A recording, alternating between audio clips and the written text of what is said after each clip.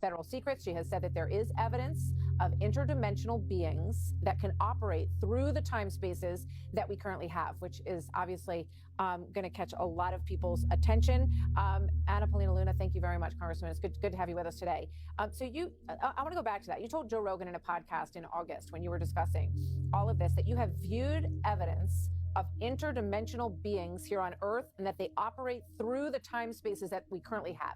Can you explain what you mean by that? Yeah, I think that a good example would be some of the photo visual evidence that we've seen directly in some of these classified briefings that will now be made public. One of the famously now, infamous videos that we showed in one of our hearings was actually a video that was dead dropped to Eric Burlison, who's a member of Congress from within the Department of War, and it shows a UAP, an unidentified air phenomena, deflecting a Hellfire missile. This was taken off of ISR footage off the coast of, I believe it was Yemen. So long story short, there have been briefings that we've received as Congress that leads us to believe that yes, there is definitely an advanced technology out there that's not created by mankind.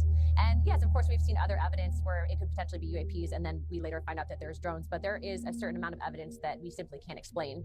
Some of the physics that are defied in how these vehicles operate are very interesting to note, and we are not the only government that's looked into this extensively, but I really do look at this from a lens of national security.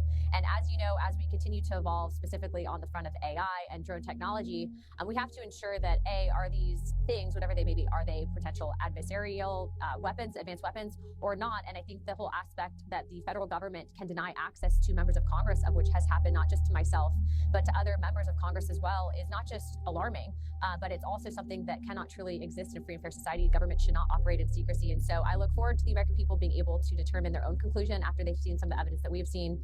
But most recently, Representative Gates actually came forward. He was on that initial CODAL with me and Representative Tim Burchett, where we were denied access. And he will tell you that if you've seen some of the stuff that we've seen, you will too become a believer. So, I mean, it's fascinating.